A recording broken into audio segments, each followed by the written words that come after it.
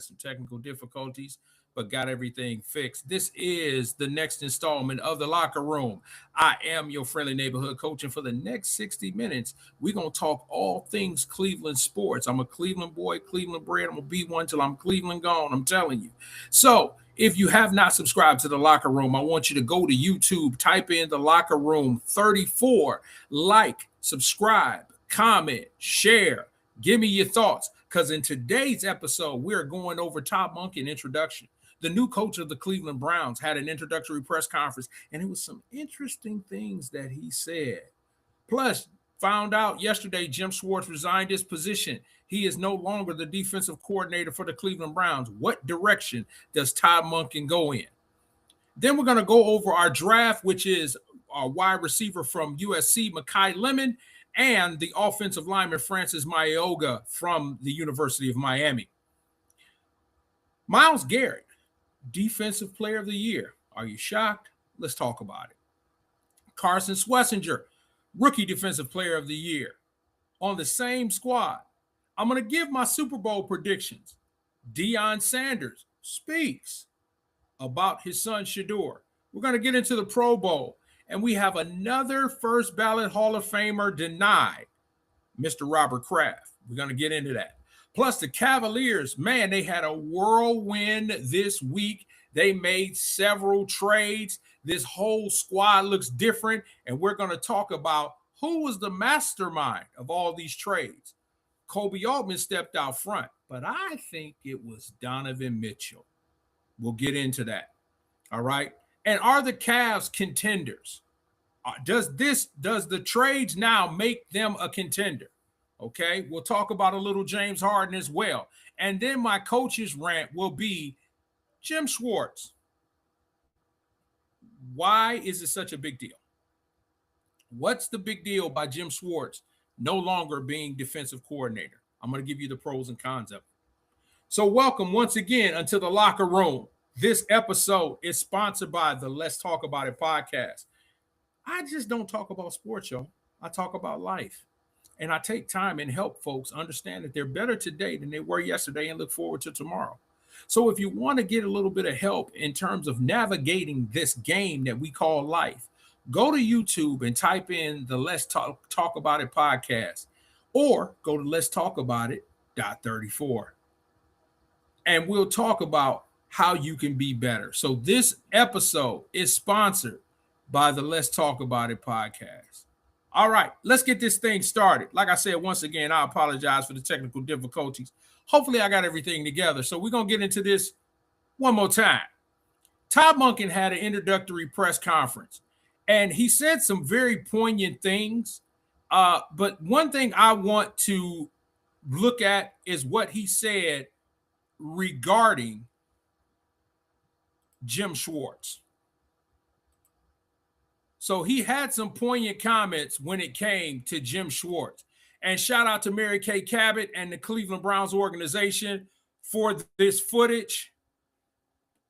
Let's go ahead and let's listen to Todd Monken. Todd, on the day that Jim Schwartz supposedly left the building and said he wasn't coming back, Myles Garrett had a reaction to that on Instagram where he showed, someone hanging their head. Denzel Ward has said, I really want Jim Schwartz back here. So my question to you is, I know you can't go into detail about your convo with Jim, but what can you say to these players, or how confident are you that these players are going to like the direction that you're going to be able to go on defense? And will you be able to maintain the incredibly high standards of the defense, even if Jim doesn't come back? Well, first off, my anticipation is we're not going to change the system. Very difficult to go against. I'm not planning on changing the system. We're built for the system that they're in currently. And I'm not going to get into staffing because that's not at this time to get into that. But they can be rest assured that we're going to keep the same system. We're still going to let them attack. We're still going to let them play free. I can't see any other way. They're a big reason why I took this job. The defensive players. I didn't take this job because of Jim Schwartz. Give me NBA trades. I have a lot of respect for Jim Schwartz. But as I would hope he has for me.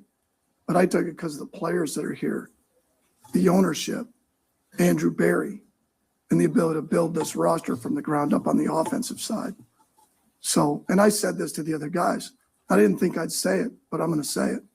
When I was preparing for the Cleveland Browns, I wasn't trying to chip Jim Schwartz.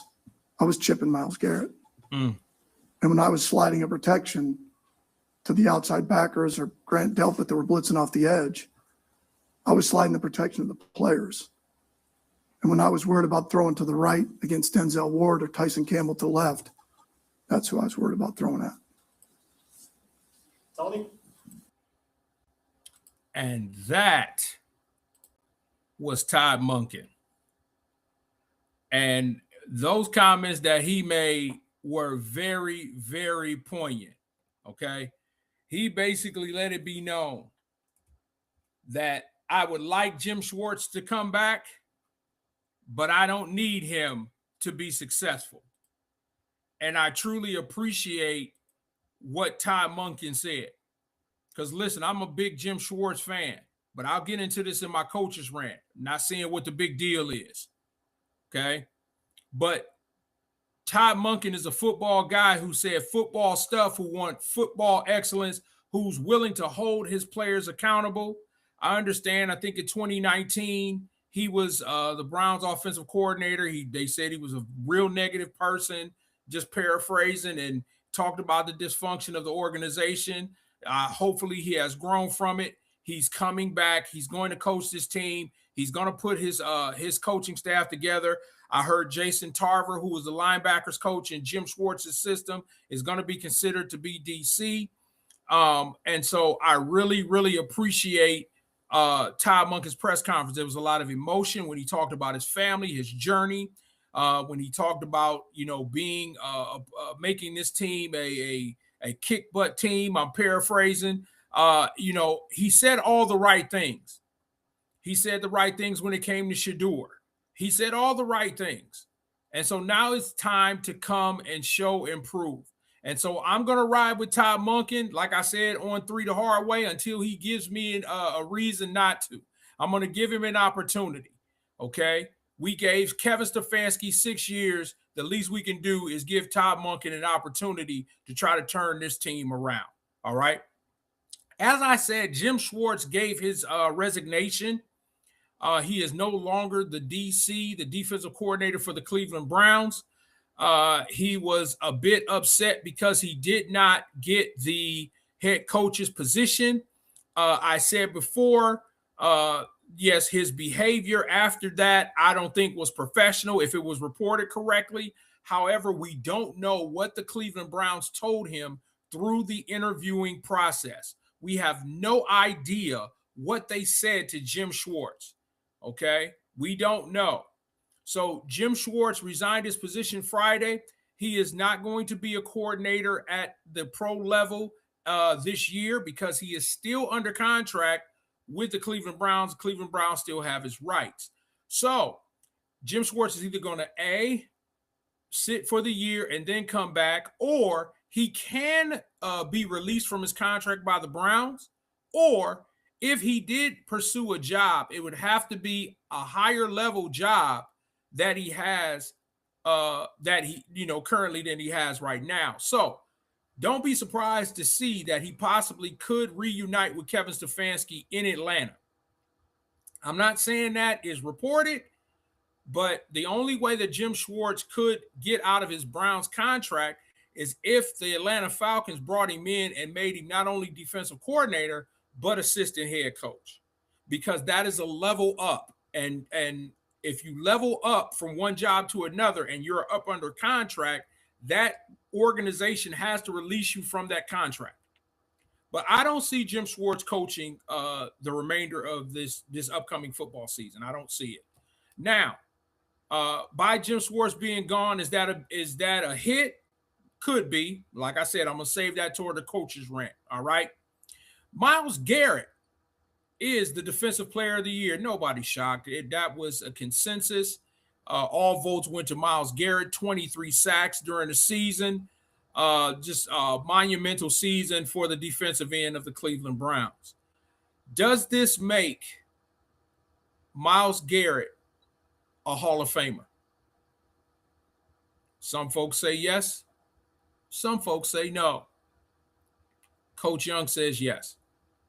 His numbers alone has put him in the upper echelon of defensive players in NFL history. Okay? Your Bruce Smiths, your Reggie Whites. He's in that ilk. Your Lawrence Taylors. He's in that ilk. I'm not saying he's Lawrence Taylor, but he is in that pantheon of defensive players. Myles Garrett is single-handedly one of the most dominant players in the NFL today. Now, what is slowing Myles Garrett down? He's not winning. They won 5 games and he got 23 sacks, which is a monumental type of trophy because of the fact that teams late in the game weren't throwing. Okay. But you always want to solidify your legacy by winning. Lawrence Taylor won Super Bowls. Reggie White, Super Bowls. TJ Watt, Super Bowl. Okay. You got those ilk. JJ didn't win one. JJ's a great player. So you do have players who didn't win a Super Bowl. Bruce Smith did not win a Super Bowl. Okay. You got guys who didn't win a Super Bowl who are still great. But winning helps. Okay. So I do believe that Myles Garrett is a first ballot Hall of Famer. Okay. Carson Schlesinger, that same night, won Rookie Defensive Player of the Year. Carson Schlesinger had a tremendous year. Carson Schlesinger is an absolute monster. And I cannot wait to see how he improves next year. Hopefully the Browns will sign Devin Bush back. Devin Bush had a career year in this Schwartz type of defense. And prayerfully, we may see the return of Jeremiah Owusu-Koramoah. If JOK comes back, this will be a tremendous linebacking core with that front four. Okay? That defense will be tremendous. If you add Jeremiah Owusu-Koramoah, that would be a tremendous defense. Okay? But once again, going back to Todd Monken, I love what he said. He's going to have this defense attacking. This defense is going to attack. This defense is going to be flying. This defense is not going to change. So all his focus will be is to improve the offensive line and the receiving core. Speaking of the offensive line and receiving core, let's get into our draft, shall we? So we're going to talk today about Makai Lemon, wide receiver from USC, and also Francis Maioga, the offensive tackle from Miami. Okay. Let me preface this. I've been saying this each week. I do not believe that the Browns should spend a number 6 pick on an offensive lineman. I believe that if you cannot get a wide receiver with the number 6 pick, that you trade down and you rebuild your offensive line. You can find your receiver in the later round. You can find a couple of them. Makai Lemon may be one of them. Okay? There's a couple other receivers that are out here. All right? Do you like Jalen Tyson, that's his brother. Jordan Tyson. Okay? Carnell Tate out of Ohio State. They could be there. Now, if one of those 2 receivers are there, the Browns should jump on it immediately. If those 2 receivers are gone, I know a lot of the mock drafts have been talking about grabbing an offensive lineman at number 6. There is no way that I would grab an offensive lineman with the number 6 pick. Okay? So let's talk about Francis Maioga. Lineman out of the University of Miami. Let's take a closer look at Francis Mauigoa. Francis Mauigoa is a 6'6", 315-pound true junior right tackle prospect for the Miami Hurricanes. Despite still being just 20 years old, Malegoa is one of the most experienced tackles in the 2026 draft class. Since he won the job as a true freshman, Malegoa has started 36 games at the time of recording, with over 2,300 snaps to his name, on one of the most productive offensive lines in the ACC. Malegoa also made the Bruce Feldman freak list before the 2025 college football season. Let's start with, in my opinion, Francis Malegoa's biggest strength: run blocking. As a run blocker, Malegoa is a raw, mauling, naturally powerful blocker, with strength and mass in his legs and lower half, supplying an exceptional power profile when projecting him to the NFL level. He consistently displaces would-be tacklers and finishes off blocks effortlessly. Malegoa has a mean streak in him and is a tone setter in the run game. As a pass vector, Malegoa shows a strong ability to get out of his stance and gain ground quickly. Due to his thicker, stockier lower half, there are physical limitations that surface against speed rushers. As Malegoa isn't naturally going to widen the pocket without a jump set, but he does compensate for that by playing long and assertive with his hands. When his feet aren't perfectly positioned relative to the rusher, he uses timing and hand accuracy to create extension and maintain control to make up ground. More on Malegoa's frame.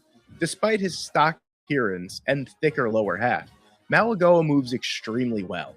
He shows excellent foot quickness and general lower body fluidity, though he tends to be a short strider. While his lower body mass can occasionally make movement more challenging, he compensates with violent, intentional movement, twitch, and overall effort. Francis Malegoa is a fantastic NFL draft prospect, but that doesn't mean that he doesn't come with some areas of concern when projecting him to the NFL level. Malegoa has a great power package for the NFL, but his overall anchor concerns me a little bit. Whether it's setting out to wide rushers or even just being high-hipped in the run game, Malegoa will rely too much on his natural power to win, rather than his posture and leverage. Malegoa plays a bit too tall for me at times. Despite Malegoa's raw power and natural athleticism, some of his measurables are a bit questionable to play offensive tackle at the NFL level. I do think his frame is better suited to play guard at the NFL level. Malegoa's arm length is average at best to win against those bigger, longer edge rushers at the NFL level. Malegoa lacks some of the range in protection to set out and beat speed rushers to the spot. His thick lower half makes it difficult to redirect or attack with his feet. Lastly, I think Malegoa has trouble diagnosing stunts and doesn't often pick up on delayed blitzers. It seems like he always is just a tick or so behind, lunging forward towards blitzers and displacing his hands, often leading to being flagged, as he has 14 penalties against him since the start of the 2024 season. So that's Francis Malegoa. Now that's one person's opinion, okay? That he, some of the flaws and the faults that he have. He's projected to be the first lineman that's taken off the board.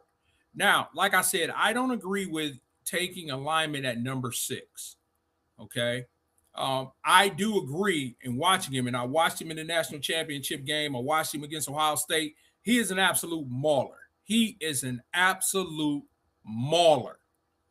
But I don't project him as a tackle at the NFL level. I think he would be a guard, as was said in this film. I think he's a guard, but I think he could be a all-pro guard because he does have fluidity in his movements. Yes, his arms are short. That, to me, qualifies and quantifies him as an offensive guard, but he can move, and he's nasty. And that's what you need in an offensive lineman. You need nastiness. You need to have a person that's able to finish a block.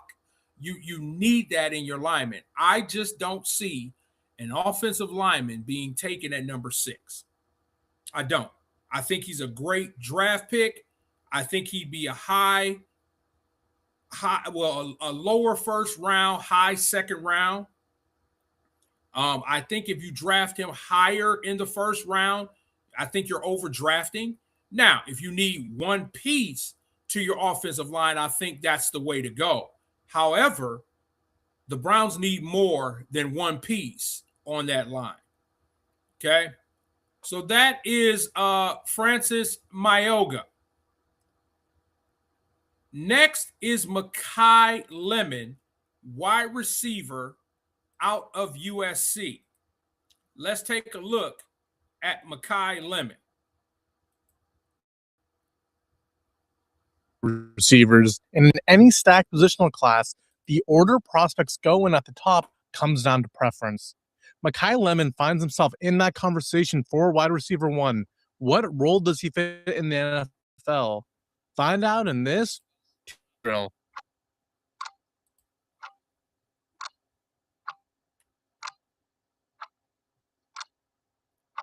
Lemon is coming off a phenomenal year for USC, where he broke out in a big way, capping off his year with a consensus All-American and winning the Blitnikoff before declaring for the NFL draft. Lemon comes in at 5'11" and 195 pounds, which is becoming acceptable size for wide receivers on the outside, but did most of his damage for USC in the slot. His best attribute is savviness at the position. He is an experienced player and has a nuanced understanding of the position. There are so small things he does that helps him win. He adds to this with great route running ability. His acceleration is great, and he understands how to use tempo based on defensive coverages to stay open for his QB. Lemon runs a full route tree and can really threaten a defense on all 3 levels, although he does his best work in the intermediate area, where his quickness and ball skills really shine. Lemon is a tough player who is capable and willing to make a catch knowing he's going to get hit and holding on to the ball. Lemon has great focus and hands, which allows his QB to be more comfortable throwing him balls in tight windows. Lemon's biggest obstacle to NFL success is his athletic ability. Lemon is quicker than he is fast, and he should test decently well, but doesn't have burner speed. He does well to work through physicality, but he will be limited in the NFL by stronger and faster corners. For pro comp, Lemon reminds me of Jackson Smith-Njigba as a prospect. JSN has blossomed into one of the best receivers in the NFL, but coming out in the draft, there were questions about his top-end speed and being slot limited. However, like JSN, Lemon's ability to win with his technicals and route running ability should allow him to succeed in the NFL. For draft range, Lemon's physical limitations will restrict him from being a top pick in the draft. Teams at the top simply need that ceiling that Lemon realistically does not provide. However, JSN has proven you don't need to be an athletic monster to succeed, and Lemon should be a first-round pick. Bearing a disaster at the NFL Combine with his 40 time, Lemon should be a mid-range first-round pick to any team needing a high-volume and reliable target for their. All right. Shout out to the 2-minute drill for that. So Makai Lemon is projected as a second-round pick. He's more of a slot receiver. He compared him to Jackson Smith-Njigba. Okay, I could see that, but the Browns don't need another slot receiver. I think Isaiah Bond, once he's properly coached, I think Isaiah Bond will be a tremendous slot receiver in the Browns offense. Okay. So there is your draft. So Makai Lemon, wide receiver out of USC, Francis Maioga, offensive lineman from Miami. All right. All right, before we get into our next segment, remember, if you have not subscribed to The Locker Room, I want you to go to The Locker Room 34. Like, subscribe, leave your comments. I'm for all the smoke. I don't have any problem. I say what I want to say and how I want to say it on this platform. And so I always say, you may not like what I'm saying, but you will listen. So if you want to come on in and join me, come on in and type in The Locker Room 34 and come and join me. I'm here every Saturday around 11 o'clock, okay, Mountain Standard Time, talking Cleveland sports. Also, if you have not subscribed to the Locker, not the Locker Room, but the Three the Hard Way, me and my man L Train and the captain, Terrence Austin, we go on Mondays. We talk about Cleveland sports. We're on YouTube, just 3 Cleveland guys talking about Cleveland sports. So if you have not joined us on 3 the Hard Way, I do not know what you guys are waiting on. You got 2 Cleveland sports talk shows and you haven't joined. Come on now. If you're a Clevelander, I don't know why. You need to go ahead and join the locker room and then get into 3 the Hard Way. All right. All right. Let's talk about the Cleveland Cavaliers. So there were a couple trades the other day. DeAndre Hunter was traded to the Sacramento Kings for Dennis Schroeder and Keon Ellis. And then Lonzo Ball was traded to the Utah Jazz, where he was subsequently bought out. But the big trade was Darius Garland goes to the Los Angeles Clippers for James Harden. So there are a lot of people out there that are wondering what I think about this trade. Originally, I did not like it. You know, first time you hear the trade, you know, you think with your heart. But now that I'm in sports talk, I have to sometimes take a moment and remove the emotion and understand the business side of it. I understand the DeAndre Hunter trade, and I break it down like this. A couple weeks ago, it was reported that DeAndre Hunter asked for a trade out of Cleveland. And then he came out with his representation and said, oh, he loves it in Cleveland. He didn't want to be traded. Cleveland still traded him. That makes me believe that he did ask for a trade. He just didn't want it to get out. So DeAndre Hunter was traded to what I call NBA Siberia, which is the Sacramento Kings. And then behind that, Lonzo Ball. Lonzo Ball was traded, and I couldn't wait for Lonzo Ball to be traded. No disrespect to the young man, but he could not hit the broadside of a barn.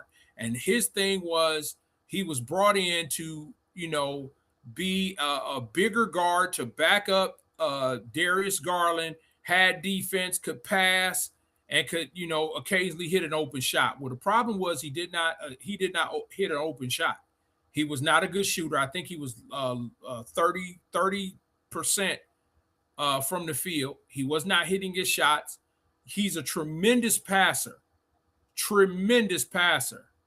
But there were times that I saw Lonzo Ball penetrate to the basket and throw the ball out. It made absolutely no sense to me. And then I think the thing that got Lonzo sent out of here, other than his shooting, was that his defense started to lack. He wasn't defending. He wasn't doing what he was really brought to Cleveland to do. So he was traded to Utah, which saved the Cleveland Cavaliers about $10 million in the luxury tax. And then Darius Garland. Once again, everybody, remove the emotion. There are reports that have not come out. Okay. Darius Garland was a defensive liability. There was a video that came out some time ago where it was LeBron James, Kevin Durant, and I believe Steve Nash. And they were talking about how the smaller point guard is being phased out. And they used Darius Garland as an example. They said that, and I remember Kevin Durant said, Darius Garland, tremendous ball player, him and LeBron, tremendous ball player, can score at will when he feels like it, can get to the cup when he feels like it. But they said on the defensive end, they're going to isolate him and post him up because they know that he's not big enough to defend them. That's one reason why I think Darius Garland was traded. Number 2, Darius Garland was not scoring at the level that he needed to. I think he got away with it because he was averaging 25 a game at one point in time in his All-Star year. But he wasn't scoring, and he was often injured. And you cannot spend $100 million on a point guard that is often injured. Plus, there was some rumors that went around, and I'm not really about rumors and innuendos. So, but I'm gonna put it out here because it could be true that there was issues in the organization about Darius Garland's work ethic. Now, I think it's not. I don't think it's true, but you know, it was thrown out there. Okay. So those trades were taking place. So you got back James Harden, Hall of Famer, and James Harden is now the point guard in Cleveland. 36-year-old James Harden. And then once again, people are saying, Coach, how you feel about that? James Harden doesn't play defense either. Here's the difference, though. James Harden is still averaging 22 to 25 points a game at 36 years old with rebounds and assists. He makes big men better. So they're believing that he's going to come in, not only get his in, be able to work with Donovan Mitchell, but be able to get Evan Mobley and Jared Allen to another level. So I understand the investment. Okay? But also look behind the scenes, y'all. Koby Altman is setting up something. And what I mean by Koby Altman is setting up something is if you don't believe that LeBron James will end up back in Cleveland next year, then something's wrong with you. But it's not just that. Koby Altman is setting up something behind the scenes for the Cavaliers to make a run over the next 4 to 6 years.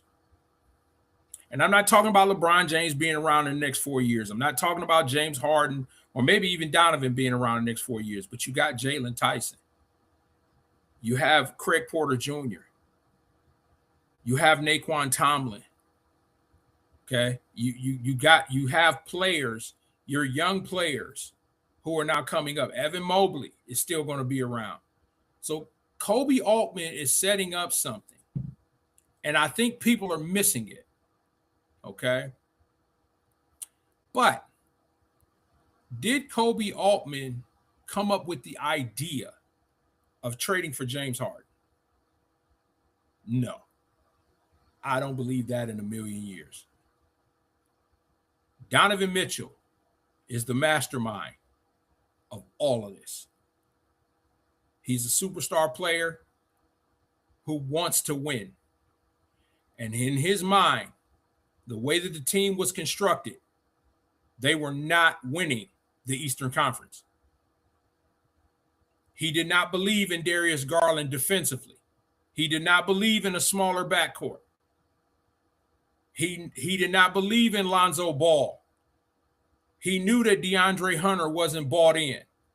But also the emergence of Jalen Tyson was the reason why Hunter was sent to Sacramento. I have no doubt in my mind. Because Jalen Tyson can hit the open shot and he can defend. Where DeAndre Hunter is an iso ball guy. Okay? But I believe beyond a shadow of a doubt that Donovan Mitchell was the mastermind of this trade, of these trades that took place. Koby Altman tried to deflect in his press conference saying they advised that they asked for advice for Donovan, but Donovan did not make this decision. I believe that's a bunch of BS. Koby Altman sat down with Donovan Mitchell and said, how can we make this team better? Along with Kenny Atkinson. How can we make this team better? How coincidental is it that James Harden chose to go to Cleveland? Him and Donovan Mitchell are friends. Okay? Why is it that Darius Garland was sent away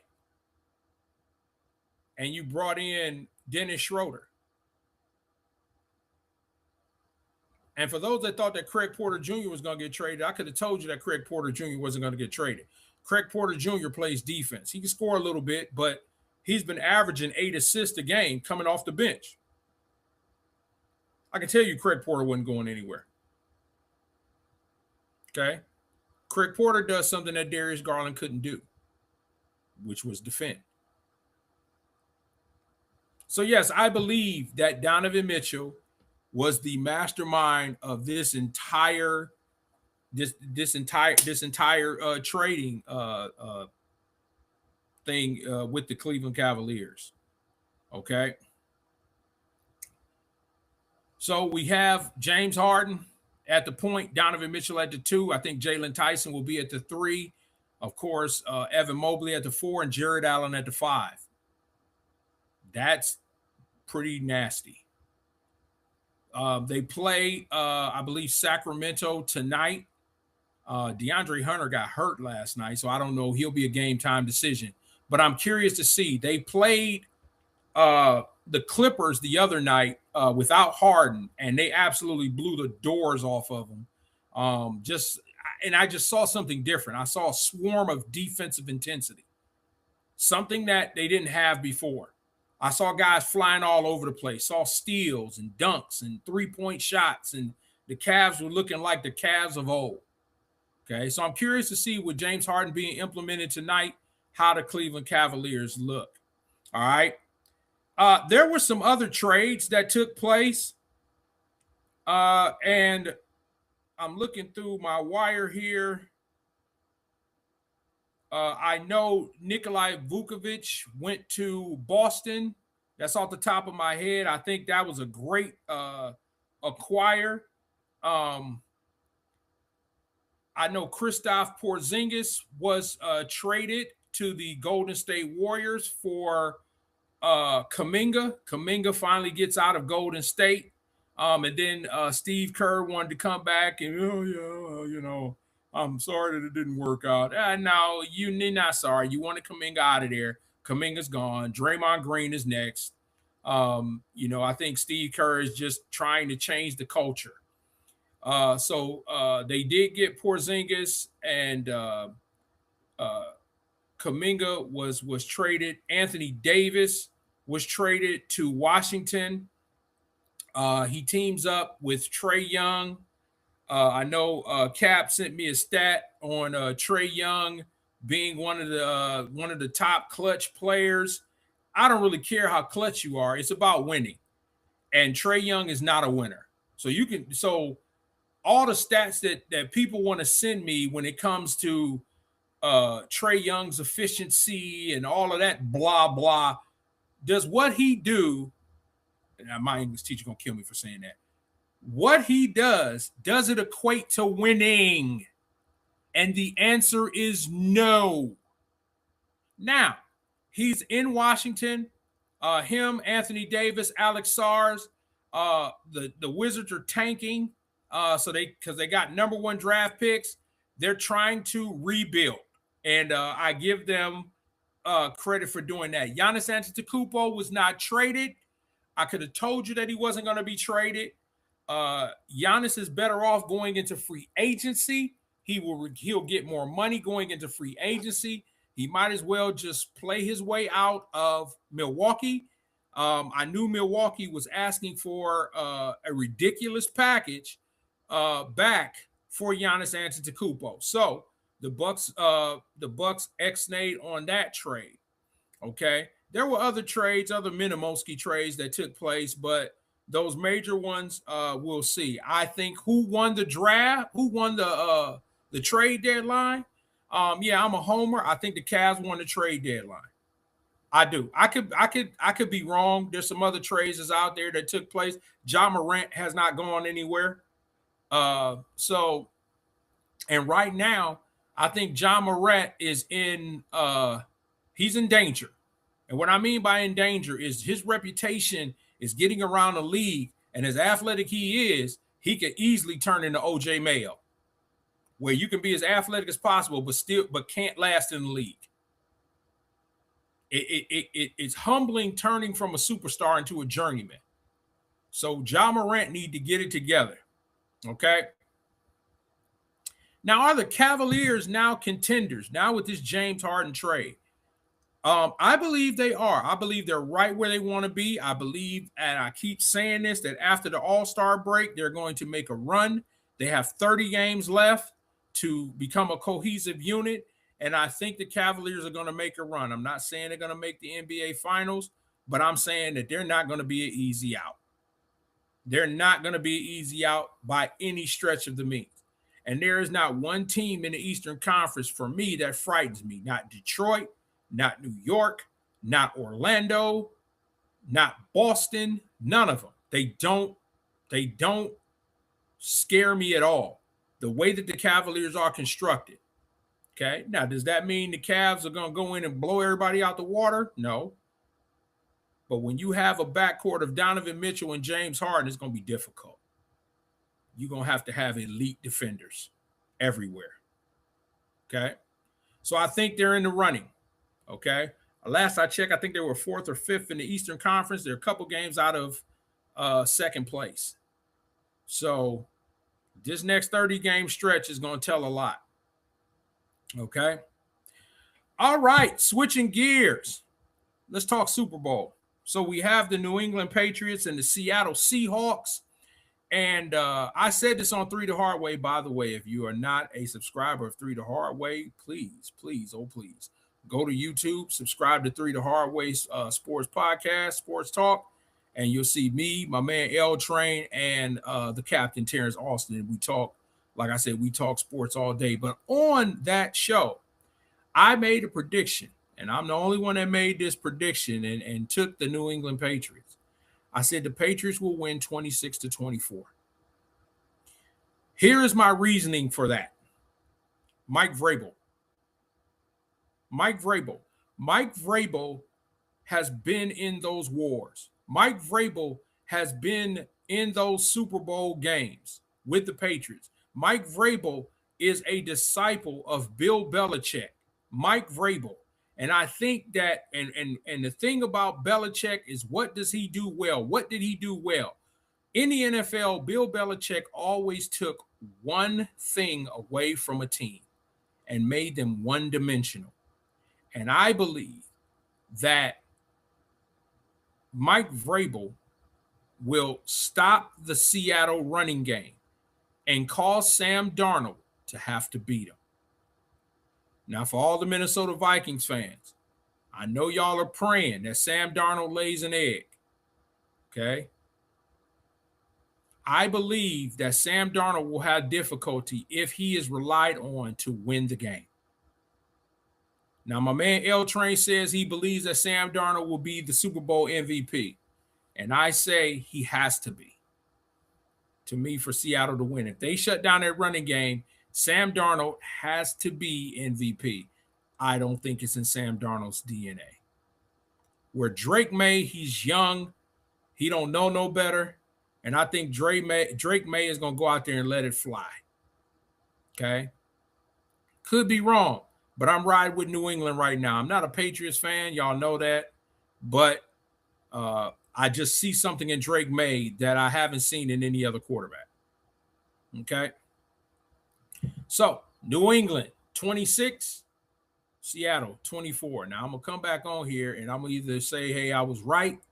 I'm going to come on here and say, all right, I'm not picking no more NFL games again. All right. Primetime speech, y'all. Deion Sanders went on press row during the Super Bowl, and he spoke.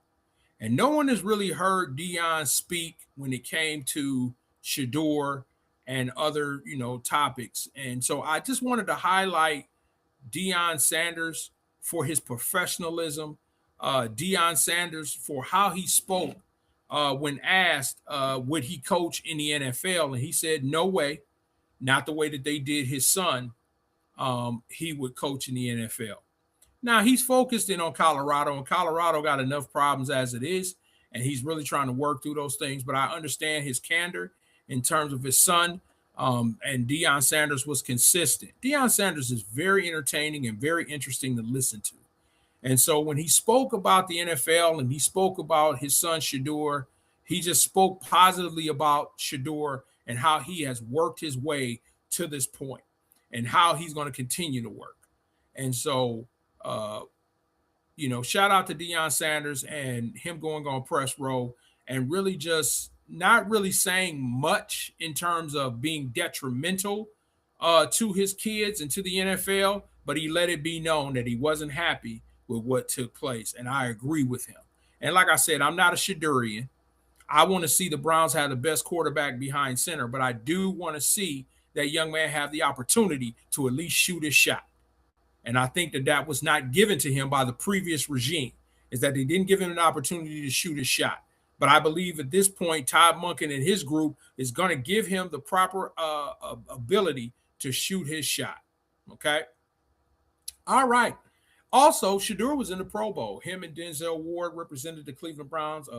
Myles Garrett was a Pro Bowler, but he decided not to participate in the Pro Bowl activities, because I think the last time he did, he hurt his toe. So he just decided to just be at the NFL honors. Shedeur did pretty well through a couple picks. But one of the picks, Jamar Chase, came off his hands. He should have caught it. The other one was a bad pick.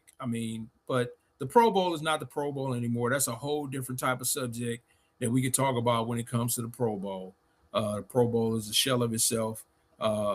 Now, I know someone has asked me, did I believe that Shedeur Sanders was a Pro Bowler? I meant to talk about it last week, and so I'll touch about it right now. In the old realm of the Pro Bowl, Shedeur Sanders is not a Pro Bowler because they went by stats. Shedeur Sanders is not a Pro Bowler. I get it. I understand what G. Bush said. Love G. Bush. Shout out to the barbershop. That, he was elected in by the NFL. The NFL elected him in there. But if we're going by the old standards of the Pro Bowl, Shedeur Sanders should not have been there. But he was there. Shedeur Sanders is box office, and that's why the NFL did that. Also, from Shedeur Sanders' standpoint, I think it was an opportunity from him to learn from legends of the game. Steve Young, Jerry Rice, Eli and Peyton Manning, Michael Vick. It gave him an opportunity to learn. So I cheer at the fact that he took it. And for those that sat there and said he should not have gone to the Pro Bowl, I need you to be quiet because you've never played a down of football in your life. Now, I said no, he did not stat-wise qualify for the Pro Bowl. But it wasn't that the fans voted him in. The NFL voted him in. Get mad at the NFL. And I heard someone say, well, they're just using him. No, Shedeur is using them. Okay? So right now, Shedeur is QB1 in Cleveland. He is a Pro Bowler. So now he's got to go out and prove that everything sticks. And that's why I think Todd Monken comes in, and that's what I think Monken is going to do with him. Is he going to be the next coming of Lamar Jackson? No. But is he going to be a top 10 quarterback by the time I believe Monken is done with him? Yes. You heard me say top 10, y'all. I think he'll be a top 10 quarterback. All right. Another legend denied in the Hall of Fame. Owner Robert Kraft did not get enough votes to be in the Hall of Fame. Now, I'm not a Robert Kraft fan. There's some things away from football that, of course, he was acquitted of, but there was some things that apparently he did, allegedly, that he did that I think has costed him that first ballot in the Hall of Fame. But I'm at this point, I need an investigation to take place. I need for those that did not vote for Robert Kraft, that did not vote for Bill Belichick, I need for those people to be exposed. I need for those people to come out and stand 10 toes and explain why they did not vote Bill Belichick and why they did not vote Robert Kraft into the Hall of Fame. I need them to explain themselves. And if they refuse to explain themselves, then I need their Hall of Fame credential and their Hall of Fame vote taken away from them. Because it's obvious that they didn't vote them on the accolades that they accumulated on the field. They voted against them because of personal reasons. And I need for those, whether it's beat writers, whether it's reporter, whoever they are, I need them to come out and man or woman up and say, I did not vote for Robert Kraft, and here's why. And I need them to stand on that. Because right now it looks to me that the Pro Football Hall of Fame voters, most of them are cowards. They're keyboard thugs.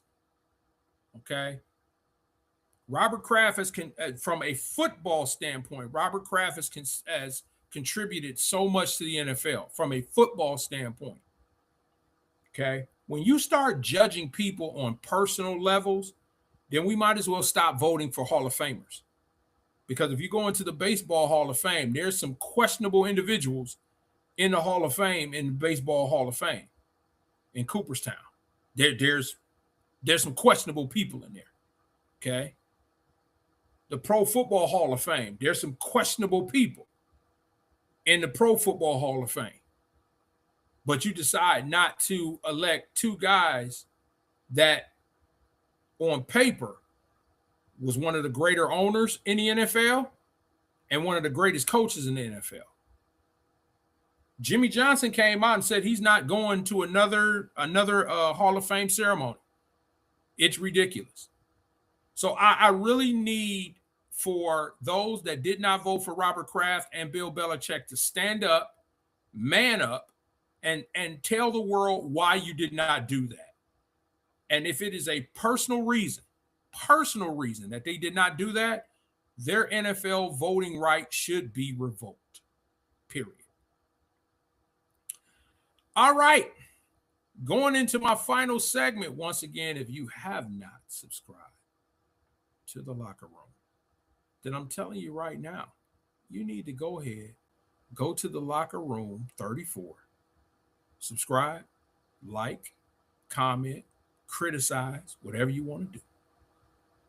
Because I'm all about the smoke. I don't have no problem with controversial takes. I do that on a daily basis.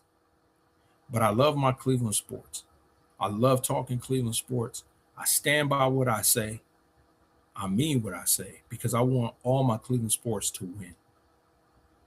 You have to understand the only title we've had is the Cleveland Cavaliers in 2016.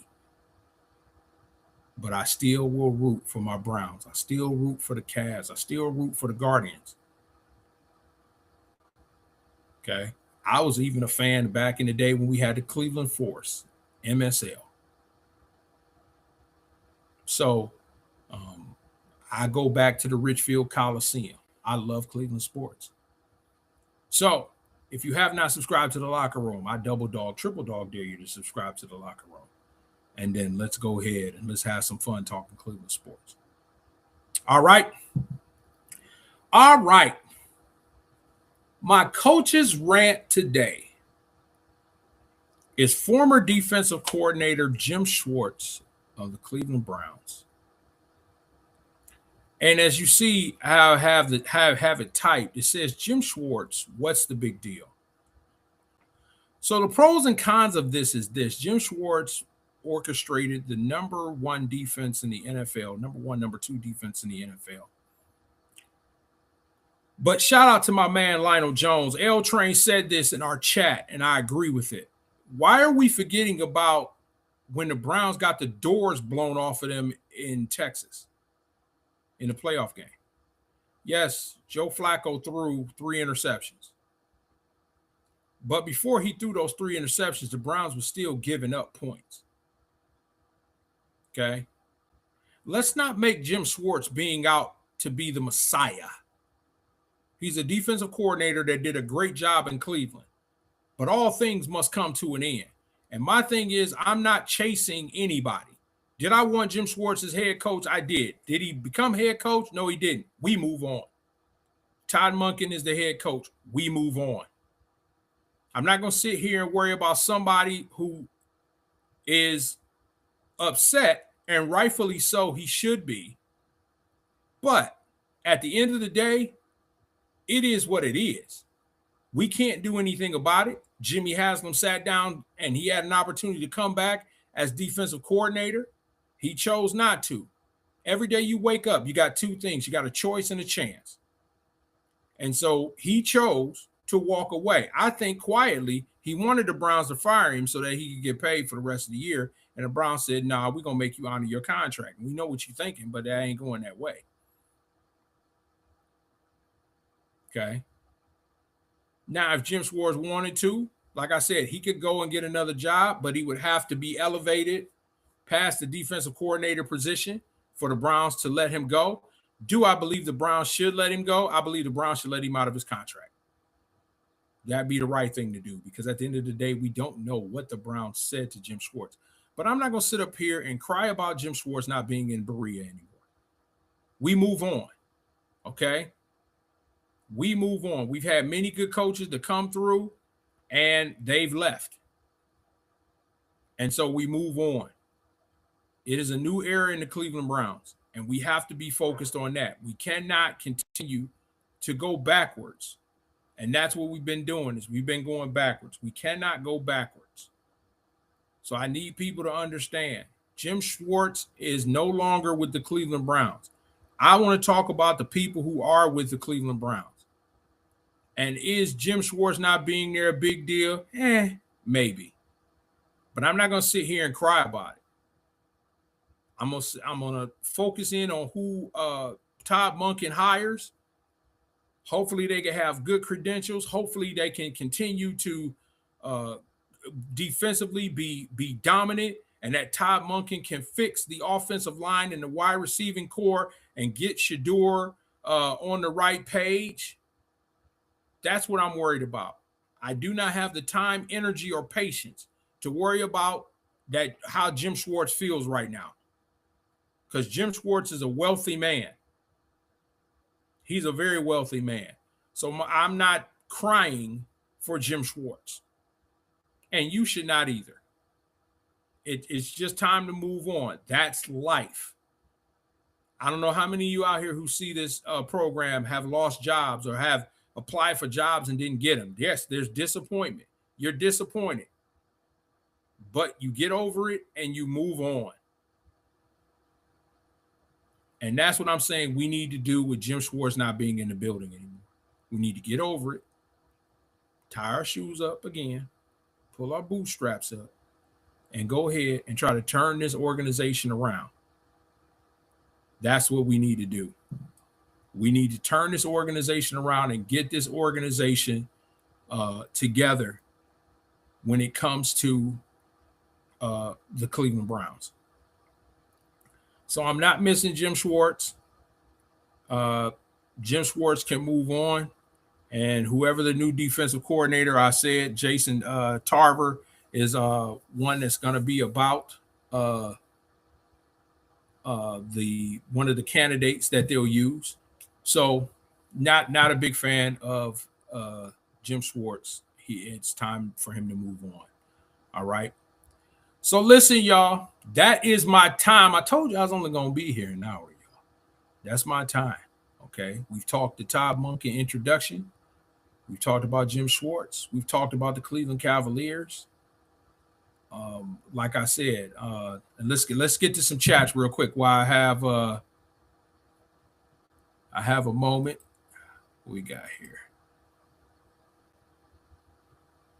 My nephew Brandon, what can be done to make a playoff team next season?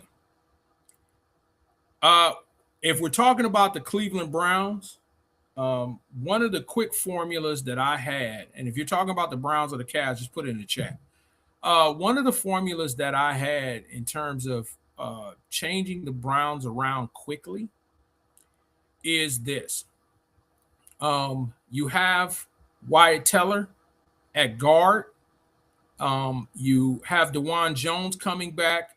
I would let DeJuan Jones know that this is his final season. If he gets hurt again, he's done. Luke Whippler did a pretty good job at center the last few games of the year. I would put Whippler. Okay, you say Browns and Cavs. I would put Whippler at center. I would take Wyatt Teller and replace Joe Bitonio with Wyatt Teller. Move him from right guard to left guard. DeJuan Jones would go back to right guard because Jack Conklin is gone, which he should be. Bitonio's going to retire. He's going to retire. Joe Bitonio's not coming back. He's done. They're not going to renew his contract. They're not. And Joe Bitonio looked like a shell of himself last year. So Bitonio will be gone. Wyatt Teller, I would put, and this is just a quick fix. Now, we can still go through the draft, but I'm just saying if you want me to quick fix this offensive line, I'm going to move, I'm going to have Whippler at center. I'm going to have Wyatt Teller at left guard. I'm going to have DeJuan Jones at right tackle. So now I got to look for a left tackle and a right guard. And we can go. Now, Batonio, like I said, he was a shell of himself toward the end of the year. Wyatt Teller is good for the run. Wyatt Teller would have to, and a lot of it is coaching, but Wyatt Teller would have to be coached up because his pass protection is not really good. So I would work Wyatt Teller up in his pass protection. Okay. That would be my quick fix. Brandon comes back and he says, well, what about the wide receiver? So here we go. So the wide receiver position, you have Jerry Jeudy, Isaiah Bond, Cedric Tillman, and hamburgers and French fries after that. You have Njoku, who I don't think they're going to sign. Harold Fannin Jr., who is an absolute stud. So how do you fix the wide receiver core? Okay. So if Tyson is at 6, I would take Tyson at number 6. If Tyson or the receiver out of Ohio State, if those two are not there, then I'm going to trade down, and then I may grab the wide receiver out of Indiana. Yeah, so I that you can rebuild your receiving core through the draft and through free agency. Now, there's not really too many free agents out here that I would actually even think about. I mean, there's Deebo Samuel, who's a Commander. You can look at Deebo Samuel. Mike Evans is a free agent, but Mike Evans is old. He just came off of a major injury, and I would not mess with Mike Evans. But you can build, because Jerry Jeudy is not a number 1. Jerry Jeudy is actually a number 2. So you got to get a number 1, okay? And so that's why I would draft a rookie receiver, or like I said, you can go grab a Deebo Samuel. I think Isaiah Bond is an actual slot receiver, and I think he's a good slot receiver. He takes the top off of things. So and then, like I said, you have Harold Fannin Jr. If you want to re-sign Njoku, you could on your dime. But I think Njoku's done. I think he's out of shape. He's not a good route runner. I just think it's time to move on from David Njoku. His most successful year was with Joe Flacco. But I just would not waste my time with that. When it comes to the Cleveland Cavaliers, real quick, because that's what Brandon was talking about. He's talking about Browns and Cavs. I think, like I said, I think this is a setup. Kobe Altman is set up for the next 4 years. And I'm not saying 4 years with James Harden and Donovan Mitchell. I think he's setting up to where he can win now. Possibly if LeBron returns, he can win next year. And then when those guys start dropping off, now you're implementing the Jalen Tysons. You're implementing the Naquan Tomlins. You're implementing the Craig Porter Juniors. You know what I mean? You're implementing those guys.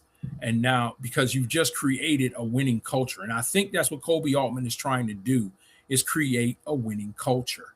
And so when you create a winning culture, people want to come and they want to play for your team because they know your culture is geared to winning. Okay. Hope those answer all your questions, B. Yes, y'all, this is my time, man. This is the Locker Room. I am your friendly neighborhood coach.